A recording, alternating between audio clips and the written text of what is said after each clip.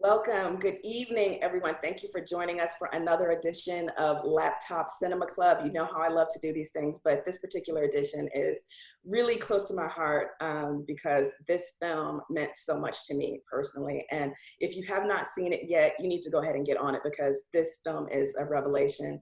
I am, of course, talking about Miss Juneteenth, and tonight we are going to be talking to writer and director Channing Godfrey Peoples as she really digs into this just gorgeous luminous feature debut. And leading the conversation is writer and activist Dr. Taiyon Coleman, who writes widely on Black motherhood and place. And I just thought she was a perfect person to speak to Channing about this amazing film.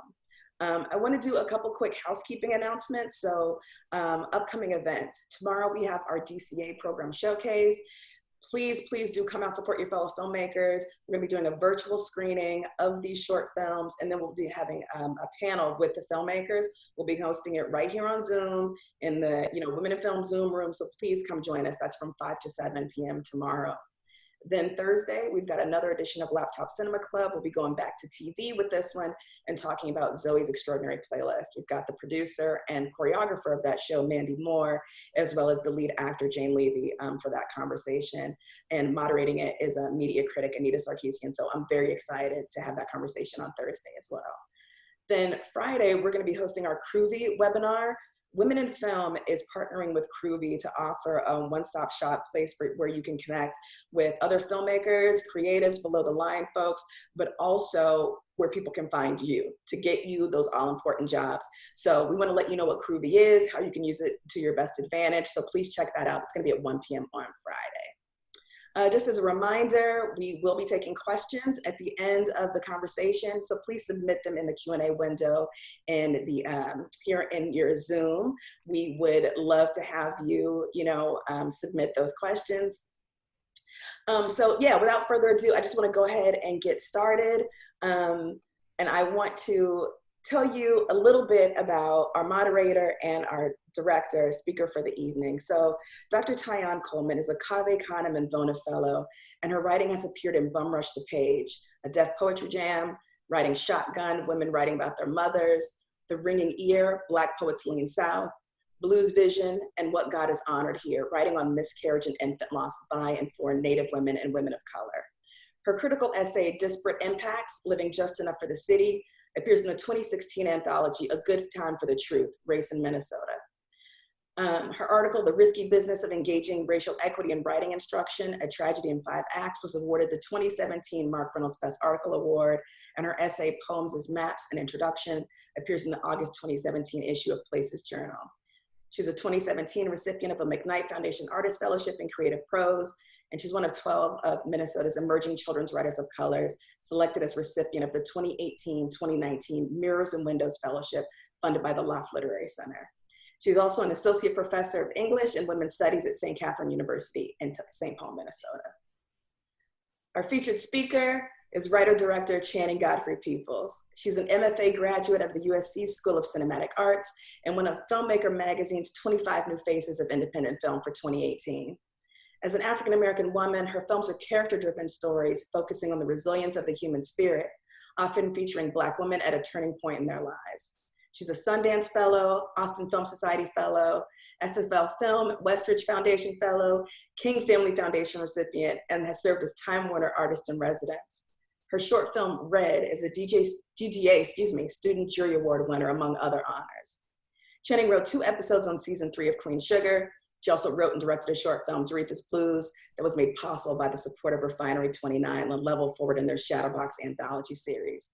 Most recently, her feature film debut, Miss Juneteenth, which we'll be talking about tonight, premiered in the U.S. Dramatic Competition at the 2020 Sundance Film Festival and won the Lewis Black Lone Star Award at the 2020 South by Southwest Film Festival. Everyone, thank you for joining us. Now I'm going to turn it over to Dr. Coleman and Channing Godfrey Peoples. Thank you, Ebony. Channing, I just want to first say congratulations. Thank you.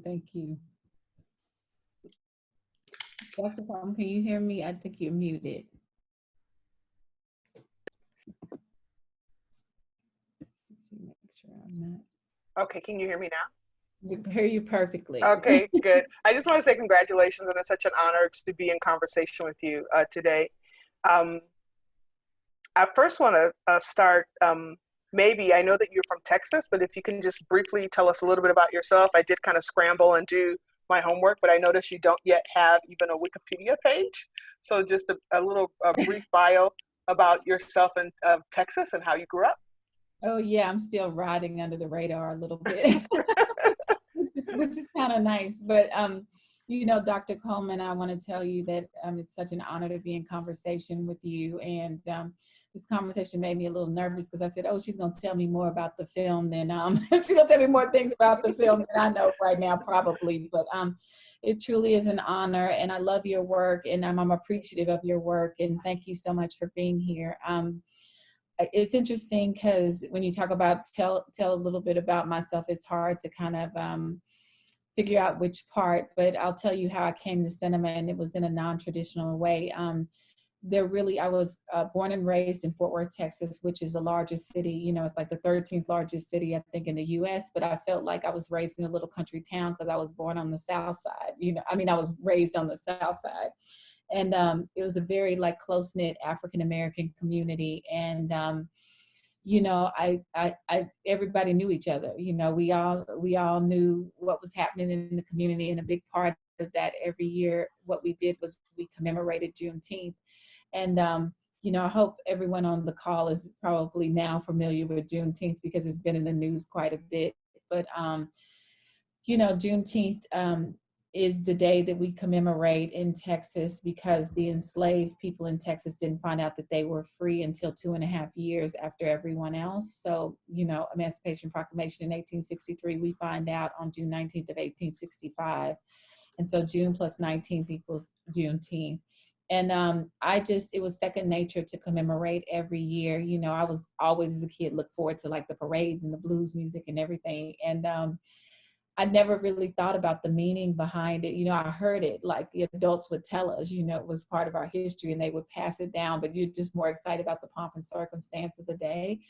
And I looked most forward, I think, to Miss Juneteenth. And when I look back at it, it's just because it was like so formative and I got to see all those beautiful young Black women, you know, and I got to see them on stage. And like I've said before in interviews, but it was true. It was like my version of Miss America. Like I had like a real time tangible example of what young Black womanhood looked like, you know, and all their beauty and talent and intelligence. So I guess that's why I'm telling a story about Miss Juneteenth now. And I think I probably should talk a little bit about my entrance into cinema because it was non-traditional. Like my mom would take us to a small community theater in Fort Worth that she participated in, you know, and it was called Sojourner Truth.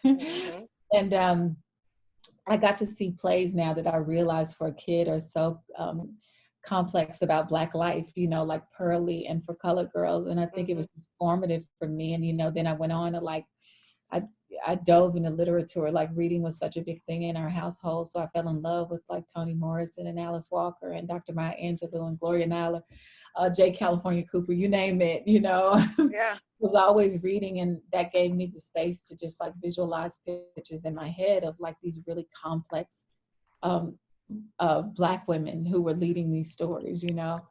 And but I think my entrance was interesting because I wanted to be an actor because that's what I could see was possible. I could see actors out front, you know. And I went off to college and majored in theater arts. And then after college, I went out to California to give it a go. And I started seeing, you know, and I just dipped my toe into the water. It wasn't my whole foot, I dipped my toe, but I started seeing what was available for Black women, you know, as far as concerned. And I wasn't seeing these complex roles that I had in my head. But I did end up doing you know, one thing that I can think of in particular, I did a small USC thesis film and as an actor. And I got really, really fascinated in everything that was happening behind the camera, you know, because it looked like it was such a small crew and they made it look accessible, you know, just like one camera and, you know, a lighting kit and whatever it was. I don't remember all the particulars, but I just remember being like, wow, you know, I could do this. And up to that point, you know, not on your level, but I've written like little short stories and poems and things like that, you know, just ideas, you know, that I was generating in different ways, you know, like writing on a napkin, like, you know, all this stuff, you know, And it just led me to this moment where I was like, you know, maybe I can apply these ideas or stories that I have in my heart to cinema. And that's when I applied to USC, and, you know, here we are. Well, thank God that you did. I have to tell you, when I screened the movie, I had tears, and I cried most of the time through the movie, not necessarily of sadness, although there was sadness in your story, but I cried from the beauty of it, that your lens refused to not keep women of color in the center. The intensity of your lens as a woman of color, putting a Black woman always in the center, it moved me, because I sat here watching this and thought to myself, how many times do I encounter a text where we are in the center? And I was preparing for this interview, but initially said to myself, I have to make sure my daughters see this, that my girls see this, so that they can see themselves for who they are. So I just really want you to know what you have done is amazing. And when I got to the end of the movie, you put for Zora. Now, I initially thought of Zora Neale Hurston, but I don't know if that's who you dedicated it to. But you need to know that I was thinking of Zora Neale Hurston, and their eyes were watching God, and her fearless sense of telling that story from that perspective. So for me, that's where I enter this amazing text, right? It is historic. And then how sad is it that here we are in 2020, right, in the middle of COVID. From my research, you filmed in 2019, and here we are, it's premiering. It is also about, like you're saying, Juneteenth, but this notion of where are Black women and their daughters, and where are those stories? And we were talking a little bit about, before we started, I'm first generation college educated. My mom fell in love, you know, with a tall, dark glass of water. She had to drop out of school because she was pregnant. Mm-hmm. But to see her struggle and her sacrifice to make sure that me and my siblings achieved ourselves, and then knowing that that sense of motherhood goes back to slavery, goes back to the boat, that was such an amazing piece. And that's just a small aspect, right? We could talk about so many themes I see in your work, but I want to say to you, were you aware of how powerful and beautiful that was? Was that your intent when you were creating it? I don't think so. I think I have a really supportive partner in my husband, which is, you know, I mentioned that just because we pushed the film up the hill together. Like, we met at USC, and we both wanted to tell these stories about Black folks in the South, you know? Mm-hmm. And you were writing the screenplay, right? For a while, right? Right. I started writing it 7 years ago. Wow. And he kept saying, you know, it's powerful, you know, we need to like send it out to like the different development programs and things like that, you know, so we can get notes. And I think he saw it, you know, and then as we started going through the programs, they were supportive. But no, I don't think so. I think like I was trying to approach it. I was trying to find the truth in it and approach it from a place as authentically as possible, you know, based on my experience and, you know, the women that I grew up with, you know, like every woman I knew in my family and the community all had a kitchen table story about, you know, some relationship that was formative for them, you know, in which they were like, okay, I've got to claim myself, you know. Yeah. And I wanted to find a way, you know, to build that into the film in some way, but not just make it about, you know, a woman taking this journey because of like any love relationship or anything, you know, she's navigating so much more than that, you know, dreams deferred, love, motherhood, you know, all of these things. Like, really wanted to approach it in this holistic way. And I think that, you know, it's funny because when you talk about motherhood, you know, I wrote the film before I became a mother. And like right around the time we found out we were going to get to make the film, like the financier said, okay. I found out I was pregnant, of course. And I was like, oh my goodness, okay, art imitating life. Okay, let's see.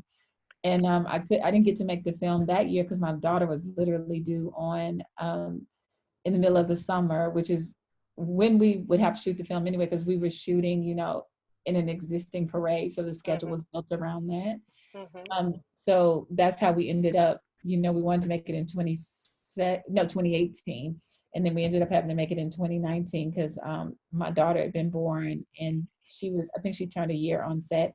And then when I have for Zora period, my daughter's named after Zora Neale. Oh, well, good. It makes sense, right? Yeah, she's a Zora Neale. So yes, it just touches my heart to hear you, to have seen that. You know, she made me approach the film. Like I think I had this tough love version of Turquoise on paper, just as having been a daughter who Mm-hmm. witnessed, my mother was a single mom for most of my life. So just having, you know, watched her from a distance in a way, but also from a distance at times, but also being right there up close to, but I could never understand like all of those things. But I understood it in a different way after I became a mom. My daughter was born, and I'd always been this like really rough and tumble. I had my Texas pride. I walk outside without my shoes on, that kind of thing. And then my daughter was born, and like this crazy thing happened. Like I didn't want her feet to hit the floor. I was like, nobody touched my daughter. Wash her Yes. hands. I had a whole plan. Like I was like, wanted to just protect her and hold her. And I understood it in a different way. I also was like really emotional about like, can I live up to like, I have this human being, and can I live up to protecting her and making sure like that all her dreams are realized. I had so much fear around it, and I understood Turquoise in a different way for the first time. Yes, and I saw that. And you should know that I appreciate it. Spoiler alert, I want to be very careful. I don't want to spoil it for people who haven't watched the movie, but there are clear intentional moments where she touches her daughter. She rubs her hair, right? She looks at her. And oftentimes the stereotype of women of color, particularly single women of color and poor women of color, is that we're hard and that we don't love. And I felt like in that hardness, in that fierceness, that love shone through, so powerful. I mean, and your spacing, like the dialogue, right? The intentionality of you leave space for us to be in that moment, right? It's not filled with just sound or people talking all the time. You leave us to think about it, and we have to look at it. I want to go back to, yeah, it is Black woman centered, but you do tell the other stories of men and of different people, but from that perspective, also the sense of kinship families, right? The family connections that Turquoise makes to people who aren't her blood relatives. In the Right. sense, I feel like you show a strength even in poverty. So in the movie, it is all about Maya Angelou's Phenomenal Woman, but I felt myself going back to Nikki Giovanni's Nikki Rosa, right? That long poem. And she says that line, that Black love is Black wealth. And that was just the refrain I kept hearing, watching between Turquoise and her daughter and their challenges.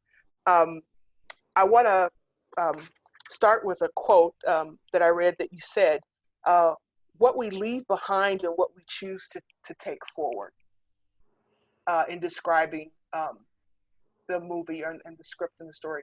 Can you talk a little bit about that? I mean, I feel like for me, family ties runs throughout my work. I like to talk about just I'm sorry, I can't talk tonight. I've been talking all day. I It's apologize. okay. You're doing a great job. Just imagine it's just me and you at the card table and we just having a good time talking. That's what I feel like. And I'm trying not to cry. This is the first time that this has happened. I've been like pretty good up to this point, but like just, Well, you made me cry too, right? I mean, I hope this doesn't offend you. I felt like spirit was in the room, right? Like you showed up and did your thing and then the ancestors showed up with you. well, they definitely did, because there's things here I even discover in the film, even listening to you talk about it. But I talk a lot about, thematically, I'm just thinking like family ties definitely, the cyclical nature of what we pass down, Yes, yes.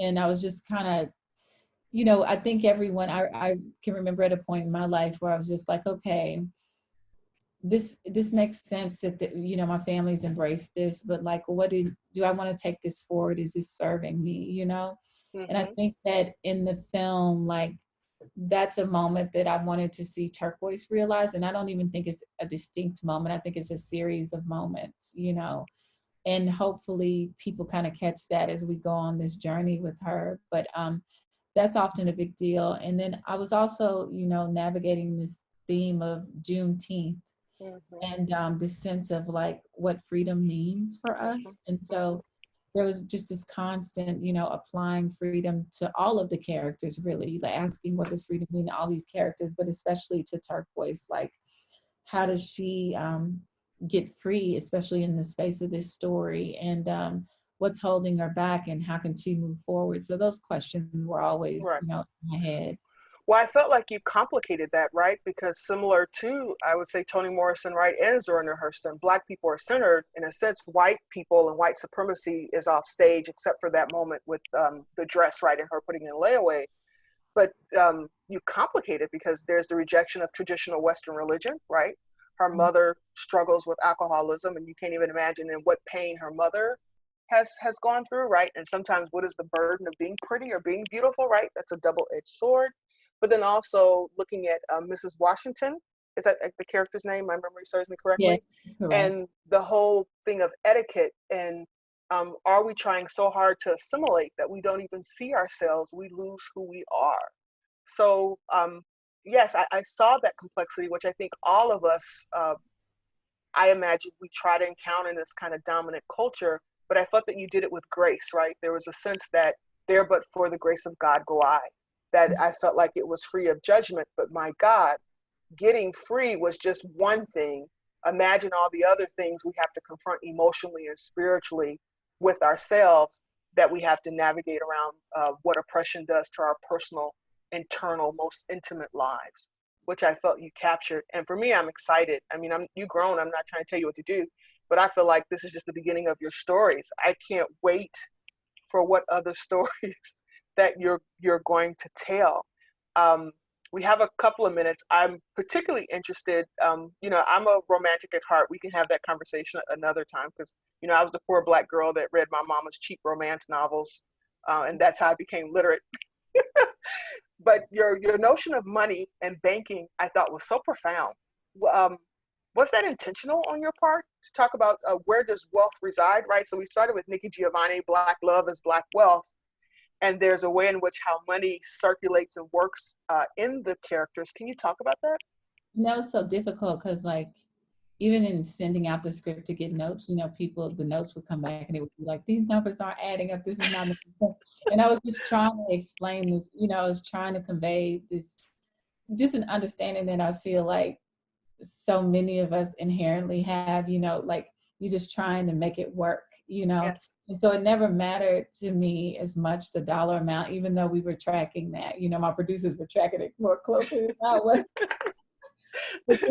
But just this idea, we see her in that early scene, and there's this sense of elation at not just the dollar amount, but having achieved something, Right. that she can use to prepare her daughter, and also later, like when Ronnie and the money being passed to Ronnie, and I'm telling stuff. It's okay. It's okay. Okay, but Ronnie sees it as his sense of freedom. He sees it as a way to get free, and then later, like, it doesn't see why it doesn't make sense for her.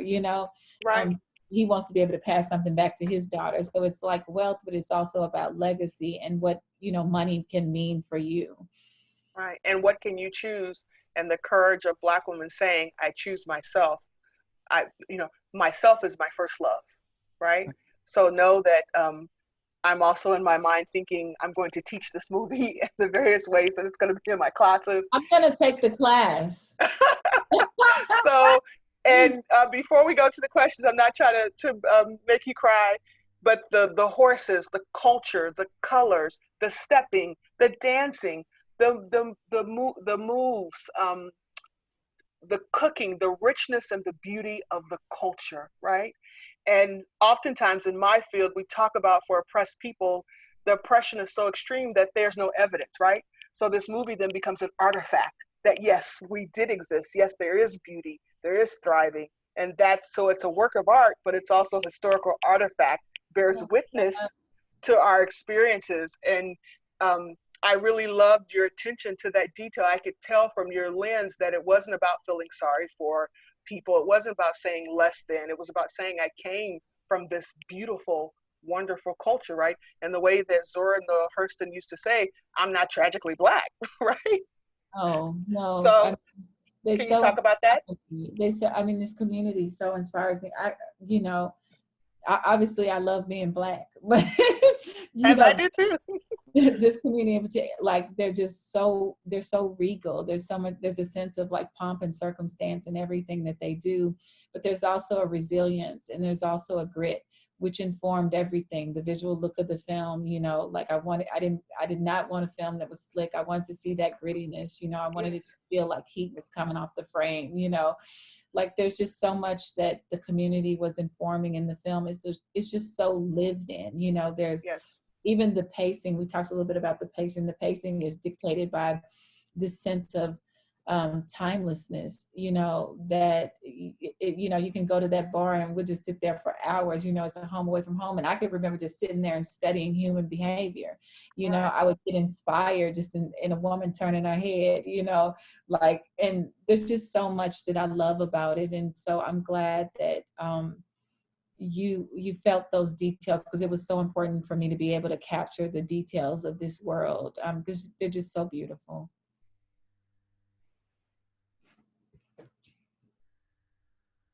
You don't get to have that experience, right? We don't get to slow it down and be present. And I think you're right that your work helps us to be present. And one more thing before we get to the questions, I also want to talk about the sensuality of it. It's very sexual, very sensual, in a very humanistic way that I think sometimes, because Black female bodies were so commodified, right? Black male and female bodies out of slavery, right? Out of oppression, that was somehow taken away from us and we don't get to own that. And I felt that you did that in a way that allowed Black people to have intimacy that wasn't like in search of a primitive, but to say, we are human beings and we have this, and this is part of our expression and who we are. Okay, I'm not crying, not at all. and that was lovely, and that you even allowed the 14 and 15-year-old girl to have that, because sometimes that gets so demonized, right? That we don't get to have those experiences. Oh yeah, and you know, I think of anything, like I was just trying to look for a way for everyone to find a freedom to be, and especially Kai, you know, like, and she's at an age where that freedom, you know, can get shut down. And I was just, you know, trying to find a way to convey that it's just really important that she gets to be herself, you know, her individual self. So that is so special to me that you said that. Like, I'm overwhelmed completely. Yeah, well, to me, it was a joy, and it affirms. I know that you'll learn in your motherhood. My oldest is 18. I have an 8-year-old and a 10-year-old. But also, too, that Kai as a character gets to teach her mother. They teach each other, right? She helps her mother heal. Right. You know, and I look at my daughter and I wonder if that's going to be my lesson too. But definitely, I was looking for a way to convey that in the film as well. So I'm so glad you got that. I mean, there's moments where you see them switch roles. You know, they're teaching each other in so many ways, and it was important to me. That was at script level, and it was important to me to maintain the integrity of that interaction. It was just, you know, something that I had experienced too. But and then when you talk about, I just have to kind of go back to what you talked about with like the affection. Like that was my mother was super affectionate, you know, and I am with my daughter, you know, like I think it's something that's important that we show those, that we're able to show that perspective on motherhood and, you know, how important it is to, you know, hold our kids tight. Yes. Well, it humanizes us, right? In a time with a George Floyd, you know, Breonna, there's this notion that we are human, and so this is needed. So I love that. I love that. Yeah, I do too. So I want to go to, but also too, in a sense, we get that privilege, right, to be affectionate, right? Right. I want to go to the Q&A. I wish I had more time. It was just amazing. Okay. Let's see. I'm just going to read them out to you. Is that okay? Yes, please. Okay. So first question from Lisa N. I love this movie so much. I especially loved how country it was. We usually only see the Black experience through an urban lens. How do you situate your work in such a specific sense of place? Great question. I mean, because it's very much is coming from, you know, like I was describing how it was so much a part of the community that I grew up in. And, you know, dialogue is such a big thing. Like at script level, the script is almost written in dialogue, you know, the dialect, I'm sorry, of the region, you know.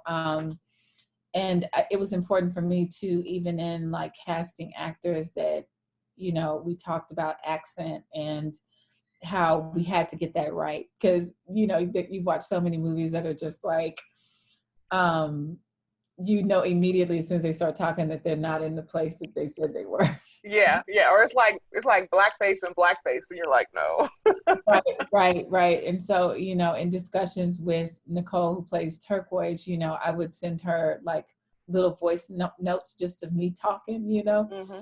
And I'm pretty country, but I've gone outside of Texas and gone to film school in California, you know, so I've been corrupted a little bit, even though I tried to hang on tight. But we set her down with a family friend who's never lived outside of Fort Worth, you know, and she was able to, you know, pick up on that accent there and did a great job there. And then, you know, we surrounded the actors who played the leads. Kendrick is obviously from Texas, a different part, you know, but he Mm-hmm. listened to the locals. So was able to pick up on those nuances, but we surrounded them with folks in the community, you know, and that was so important because they were the folks that I was writing the script for, you know, in a way, and honoring them. And we also shot on location in the places and spaces that I wrote the film around. So that was important. Yeah, because in some sense, place was a character in and of itself, but also too, to me, I watched that having grown up on the south side of Chicago, spent my summers in Southern Illinois, looking at the Texas in your movie. It reminded me just the richness of Black life, that Black people are not monolithic, that we're so beautiful and different, and it's all rich and wonderful.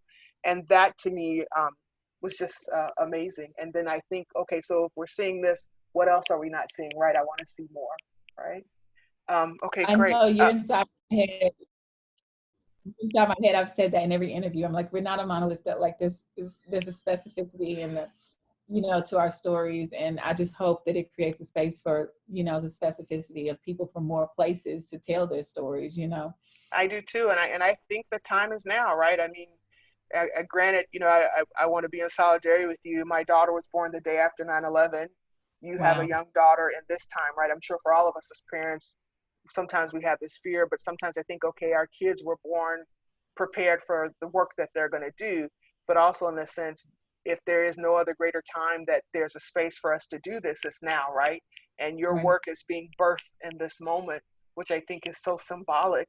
And so I think it's breaking those molds where I hope more voices like that will come through, right? So it's exciting. Dr. Coleman, I wasn't ready for this interview, but okay. No, it's such an honor. All right, another question. This is from Anna P. Can you talk about the process of getting this film made? It's such a quiet, powerful film, but it's not the kind of film that you think of as an easy sale. Great question. I mean, and it wasn't, you know, I talk about, you know, my husband being a partner in the film, and early on when we went out with it to market, you know, we heard all the usual things about, you know, trying to sell Black movies and everything. And that's when we really got in our heads. We were like, we're going to do it ourselves. You know, I had access to the community just because I made my thesis film in the same community. And, you know, they were family and friends pretty much. But what really, I think, got the film off the ground was going through those development programs I described. You know, eventually one of the programs at Sundance Institute introduced us to producing partners, and there were some producers who produced films large and small at the local level who, you know, looked at the script.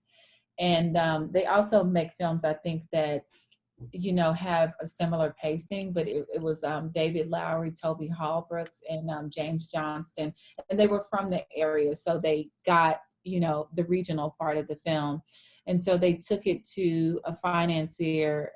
It was financed by a company called Leyline, and there was an African American executive that greenlit the film called Teresa Steele Page, and that's how we ended up getting the film off the ground and financed. Let's see. Did I lose you, Dr. Coleman?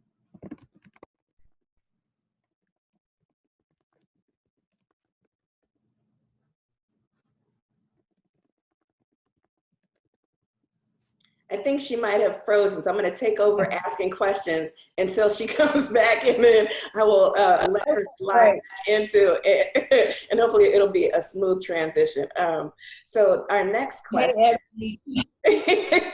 and I'm gonna let the audience ask their questions, even though I got a million off to my side that I want to ask. But Gemma is asking, even though romance wasn't the focus of the film, she says, I do love that Turquoise was so cherished and adored by the men in her life, right? So how have you worked in your work, both in this project, but also other, to really uplift and showcase Black people loving each other? Because we so rarely see that.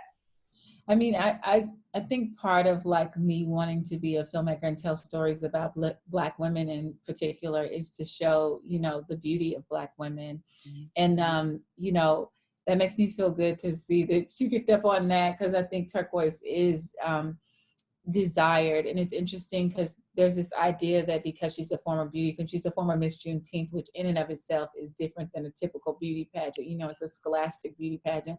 So the emphasis of it is on so much more than just beauty, or it's not the European standard of beauty, you know. So I think that it was important for me to show her as a mother who is I mean, Turquoise is just getting up every day, putting the scarf over on her head, doing what she needs to do to get into the world and, you know, get the money to take care of Kai. And it isn't on, like, it's not this beauty pageant presentation. You know, she's beautiful just on the strength that, you know, she's taking care of her daughter and her, you know, without all the fancy hair and makeup and all that stuff, you know, and she's desired, like, and, you know, Nicole Beharie is just a brilliant actor anyway, and, you know, can bring that sense of like, I really wanted someone who could bring the nuance. And so, you know, it's easy to believe like she is, you know, desired by the men in her life, but also by, I think the community holds her up in a certain way, you know, as a former Miss Juneteenth, like it's an ideal thing to have been. Ty, I want to ask one more question, and then I'm going to toss it back to you. I hope you don't mind. No, thank you. Nicole Beharie, and I think, you know, a lot of the press around this film over the past weekend has been about Nicole in particular. She is a phenomenal actor who is able to convey so much with just the twitch of a muscle, you know, in her cheek. And the fact that we were, you know, as an audience, we have been denied her work for so long because of her experience on Sleepy Hollow and, you know, subsequent work, which we won't get into here. Your protest moment. Yeah, exactly, right. But so I just want to acknowledge that so much of the power of this film rests on Nicole's, you know, little shoulders and what she is able to do, you know, like the mountains of emotion that she is able to move. Can you talk a little bit, and this is the lead in to a question from an audience member.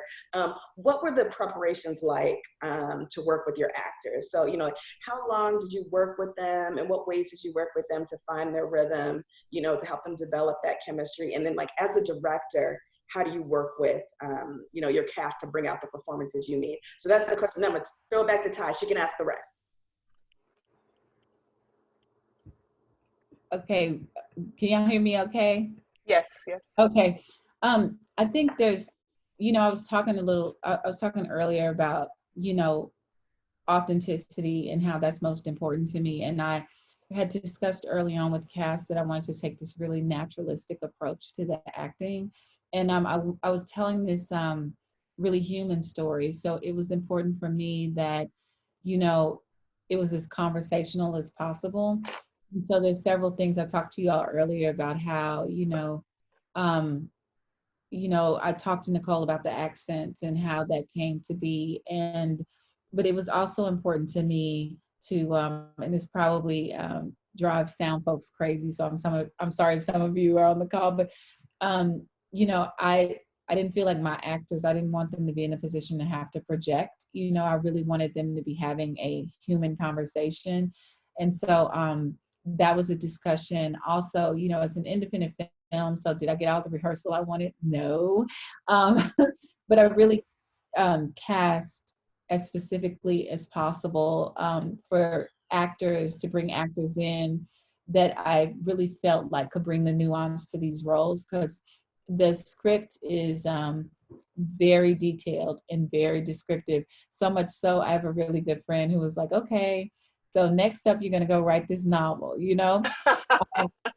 So I'm very specific as a director, and I'm very committed to the script because we had been with the script for so long. And I also knew that and I know people work differently, you know, I know some people are more improvisational, but I was committed to the script because I knew thematically, like we had all these things in the film, and if we lose a line here, we lose a line here, you know, it's a domino effect. We may challenge a specific theme. So that's just who I am as a director. I also, you know, really, I sat down, I'll give you an example, like the daughter, Kai, who plays Nicole Bahari's daughter. Nicole Bahari plays Turquoise. This was her first feature film, you know, and I was a little concerned about my ability in that because I'm so used to, like, I have a theater undergrad in theater, so I love working with actors, especially actors who have, you know, theater backgrounds and, you know, a wealth of experience, and I love to get in there with them. And, you know, but with her, I was a little concerned because this was like the first time I'd really, I'd worked with other teens and stuff in shorter capacities on other things, and even with kids, you know, which is funny that I'm just thinking about that now, but this was the feature, you know, my baby, and I've been with her for so long. And I sat down with, her name is Alexis Chikeze, and I sat down with her and I said, you know, she was nervous and I was nervous too, you know, and I was real about that. But I had seen in her reads of the role that there was something in her that you just wanted to reach out to and protect and take care of, you know. And there was also, like, I think one of the early lines of the script, or in her description, is that her eyes, it was her age, and then it's something like her eyes look like that she's seen too much. And I saw that in Alexis, you know. I don't know whether that's true in her life or not, but I saw the capacity for that. And so I was like, okay, let's do this. And so I sat down with her and went through the entire script myself, you know, with me and her, as me reading Turquoise to her. And, you know, I was able to kind of, in doing that, convey the sense of, like, tone and pace. And also, more important, you know, talk her through, like, that this was you know, convey this sense of, like, a really, you know, naturalistic conversation and this human quality that I was looking for. And she just jumped on and got in immediately.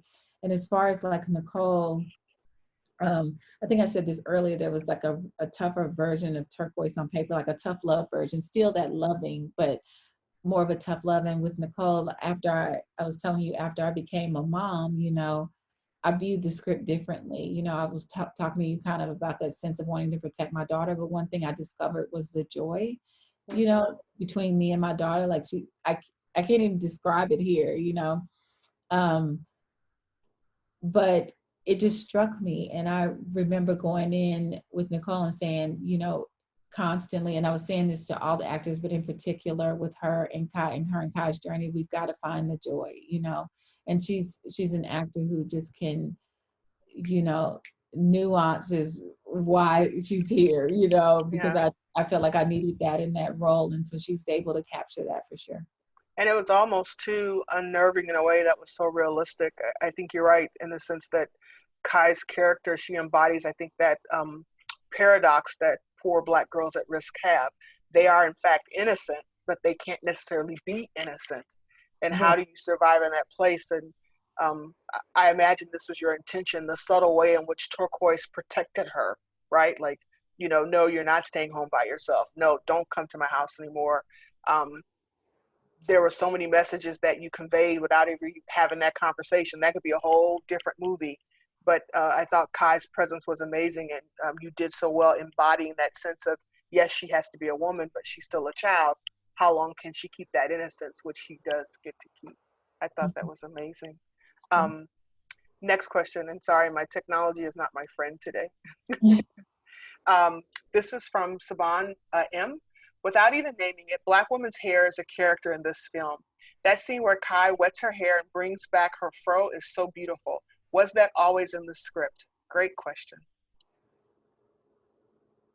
That scene I've got to look at the script again, because I feel like that's a scene that I was writing in my head the entire time. Like I kept, and I don't think that it was particularly scripted, and I'm gonna go back and look. So I'm sorry, I don't have a specific answer right now, but I just remember all the way I was like, we've got to do, there's something with the hair, there's something with the hair, there's something with the hair. And I think that it hit me in the middle of production what that would be. And so I talked Because you to, had the hot comb up in there, right? So the right, straightening comb, the sizzle of it, the sound brought back memories. got really great sound designers too.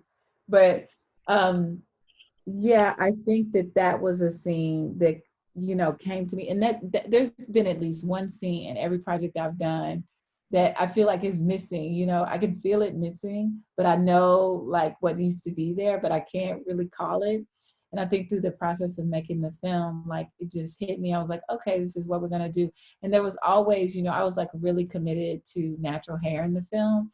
And so that means a lot for, you know, an independent film, because we're, you know, often shooting scenes out of sequence, you know. Mm-hmm.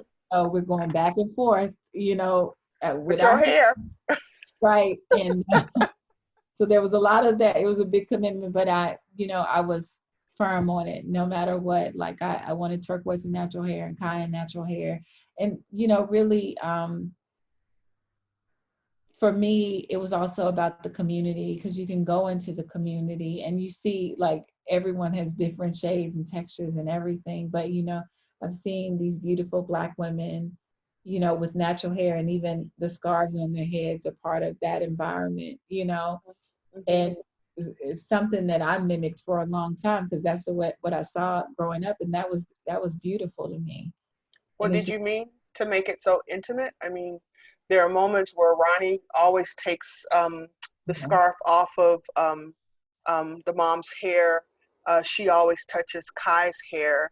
And then Turquoise, when she takes her mother out of the bar drunk, she takes off her wig and she touches her hair. So to me, I felt like um, just the touching of the hair between characters was a level of intimacy. And not to say that physical sex is intimate, but it was like it was one of the most intimate things I felt existed between the characters in the movie. I mean, yeah, you're totally there. There's also the metaphor of, you know, I'm telling you what you know, the metaphor of our hair Yeah, being our crowns, you that's know. right. Yeah. So I was always finding a way to display that. You're searching for a way to display that. And I thought, you know, what better way than our hair, you know, in all its like beautiful natural state. Like, Yeah, and well, I you did it beautifully. Thank you. I love that you talk about the intimacy, because even, you know, now when I comb my daughter's hair, and she doesn't like, you know, most often she wants to be in her beautiful fro and keep it moving. But you know, it's just so it's such an intimate thing to even touch it. And those things were definitely there at script level. But when I got in the edit room, I went, whoa, you know, Yeah. whoa, that's all there. It was, you know, I don't know. That was even greater than I anticipated. So I was really pleased with that. And just the fact that, right, that people get to have their hair. I think I'm much older than you, but I can remember my grandma saying to me, my kids, I don't, you know, and I know it's a political thing, but I don't put any chemicals in their hair. Right. And I wrote a poem about how my grandmother was perming my hair when I was 5. And when she saw my daughter when she was little, like you, I would just let her be Shaka Khan, wild, you know, just, you know, you heal through your kids. And I can remember my grandmother just touching her hair and then looking at me and saying, we couldn't do that. So it's kind of like, you know, that grace, right? The grace that your characters have in the movie for each other. It was that moment where that was as close as she was going to get to say, I'm sorry. But in that moment, I heard so much pain when she said, you know, and she came from a small town in Arkansas before she made her way to Chicago. We couldn't do that to our hair, you know? That is so beautiful. That's Yeah, but you Thank you told for that sharing story. that. So moving. No, well, that's why you had me crying, girl. I was up in here because it was like the story is so important, but you're also giving us back ourselves, right? If oppression or the legacy of slavery is that we lose each part of us one piece at a time, physical and spiritual and emotional, a good movie or a book or a story can give us back ourselves, right? in a way, so we get to touch their hair, we get to touch the characters. And I felt that in this kind of unrequited love too. So you didn't make it. It wasn't a nice, neat ending. I want you to talk about that. It's not a bow, right? In a fancy word, but we call that denouncement, right? The action ends, but not all the questions get answered. I want you to kind of talk about maybe why you decided to end that way, if that's okay to ask you that. Yeah, for sure. I mean, it's funny because I wish I had like the most brilliant answer in the world, but the truth is, like, as a writer, like, I get these ideas from so many places, as you know, and you start forming characters, and then at some point they take over. Yep. And that was an instance where the characters took over, and I was like fighting, like, no. But I realized, when I looked at the script after the fact, and even in like the shaping of the script, like, writing is rewriting as well. And I realized that the characters both of them end up with something far greater. Yes. And that was very courageous of you. So I want to say, not that you need my approval, like, I love that ending. No, was it easy? Did it take a pound of flesh? Yes. But I thought it was the courageous end. Like, that's the end I want my 18-year-old to see, my 8-year-old girl to see. Choose yourself. Yes. You are enough. Yes. And we don't always get that message in popular media, especially Black girls. So I loved it. I want you to talk about what you're working on next, if you're comfortable. I'm excited to see what you're doing next. I'm working on something next, but I can't talk about it just okay. yet. Because I like okay. to finish. But what I do, like, I'm it's my mission, like, to put more Black women in front of the camera as leads,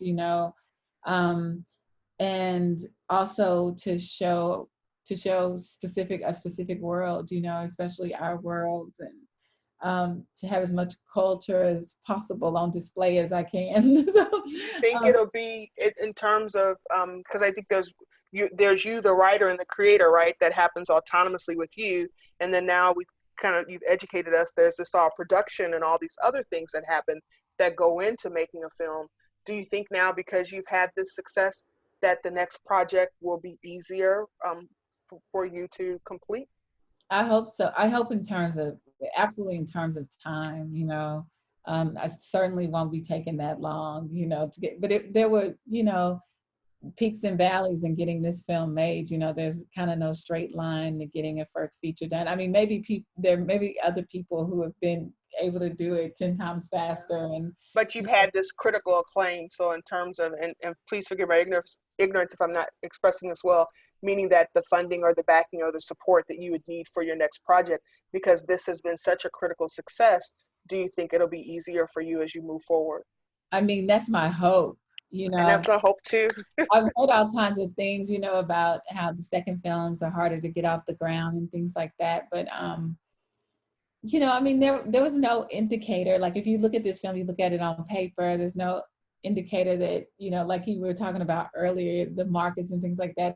It's not like people jump up and say, oh yeah, we're making this, film. Like, and somehow we got it done. And, I'm really grateful to have a supportive partner who, when I was like, this is never going to happen, he was like, oh, it's going to happen, so I feel really grateful about that. But, I'm hoping that I'm not going to let it take as long. I don't care what it is. Like, I'm just, that determination that Turquoise has, that's me, that's my mom, my grandma, the women in my community. Like, I was just determined to make it happen no matter what. Well, it's out there now. So now there's all this anticipation. I see Ebony is there, so maybe I just have one more question. Do you have any advice you would like to give for women who want to be in this film? Maybe some things that you wish you would have done or you would have done differently, or what you did and you found that worked for you? Any aspiring directors and writers out there, filmmakers? I know this is going to sound cliche, but you just can't give up on yourself. Like, and there's so many times when I think back to, trying to push this film up the hill, and how we were going to navigate finances, and when I got pregnant with my daughter, I was just like, certainly, that just empowered me. That was like, I'm making this movie absolutely for sure. Like, she has to have something she can look to you know, to see yourself. That just pushed me forward. But there was still, you know, a delay, you know, in doing that. But I just, you know, there's so many factors that, especially in film, like nobody, and I was making a film with a Black woman lead, I'm, you know, nobody was like clamoring to initially like, oh, we're going to make this film, let's do it, you know? Mm-hmm, mm-hmm. But I just refused to give up. You know, I felt like the story was something that I would want to see. And, you know, there was so much of just, I felt like I was representing so many women in my life and myself and the community. And I wanted to make them proud as well. And so I just think if I have any advice is don't give up, and also trust your instincts, because that was a big thing for me. Like, you know, being a first time feature filmmaker, like you get on set and like everybody has their questions coming from everywhere because everyone's just there in support of your vision. Mm-hmm. And I was also, you know, like running back and forth breastfeeding. And so I was like, okay, can you text me that question? So it was a little crazy, you know, but you were doing what Black women do, right? You make it work. All the time. That's right. No, right. You know, if it's bootleg, you still gonna get there, right? Like that scene when their lights were cut off, I was like, that's my life, right? We didn't have any lights, we didn't have any heat, but my mom was like, we still gonna get up and go to school, you still gonna get your stuff. Did so that's what you did. You did it. And I want to say that you made me proud, and I'm prouder to be a Black woman and seeing that. So it's just an honor and a pleasure to talk with you today, and just congratulations. And just no, the honor is all mine. This has been such a transformative interview. Thank you. No, thank you. And then if you're ever in the Twin Cities, look me up. Listen, I have loved every single minute of this conversation. Thank you, Channing. Thank you, Ty, for this fantastic, just illuminating conversation. I could have listened to both of you for 3 more hours. So we're gonna have to, you know, have you come back, you know, and do a part 2 about Miss Juneteenth, you know. Or do like a remix, right? Listen, okay. I want to thank everyone for joining us tonight. I know we had some tech issues at the top, but you got here. I want to thank you for that. We will try and get a recording up of this for people who couldn't make it. And so, yeah, just want to thank you all again for being here. Please check out wif.org to check out the upcoming events that we have. But hopefully I will see you tomorrow back here for the DCA Production Program Showcase. Channing, Ty, thank you both. Everyone, have a lovely night. And if you haven't, go rent Miss Juneteenth. Yes. Listen, people, you need to see this film. Oh. And I put up my personal Twitter on there, and also the Twitter for the movie. I was putting up Instagram as well, but it's the same handle for the movie. And they can tell you too if you can't find it, or you know, it's on video on demand and digital, but if you can't find it, it has a running list of where it's playing. Like we're in some drive-ins, and I think some theaters are starting to figure out their social distance measures. So they're opening, you know, putting it into some theaters. But the other thing is I've started kind of a running list of, you know, if money's tight right now and people can't really, you know, don't want to spend that extra on a movie that, you know, I have some friends who are kind of chipping in to purchase the movie for folks. So I have a Twitter thread going on Twitter, you Just hit me up there and I'll just send it to you, Matthew Cherry started it and then I picked it up and now my friends are picking it up and I'm trying to keep up with it, but it's a lot of work. So just be patient with me. I love that. I love that. I'm gonna dip into that thread so that Women in Film can boost that so that, we can let folks know. But also if we have people in our networks who want to contribute to help people see the movie, like, listen, I've already seen it, but I'm happy to rent it for somebody else, slip up that $7. It's that important. Like I will sponsor some people to see this film. Yeah. I'm so glad that you posted your social handles here. People, word of mouth is what really, increases the profile for both these projects and for the filmmakers behind the projects. You want to keep Channing working. So get on there, watch the movie, and then get on social media, use the hashtags, tag people and let them know that you saw the movie and you loved it. And let's get like, you know, a critical mass of people talking about this film and loving this film. I can't tell you how good it is. You're gonna love it. You know, you're gonna love it. So. Thank you. And people can throw tweets up themselves if they want to sponsor other people to do it. I'm trying to keep up with it on mine, but you probably can do it faster than I can. But I literally am just sending it through iTunes, you know, to folks. So thank y'all so much. We're gonna do this. We're gonna do this. We're gonna get more people to see this film. Everyone, thank you. Have a wonderful night. Channing, Ty, thank you again. Thank you. And yeah, go see Miss Juneteenth. All right. Good night, everyone. Good night. Bye. Bye.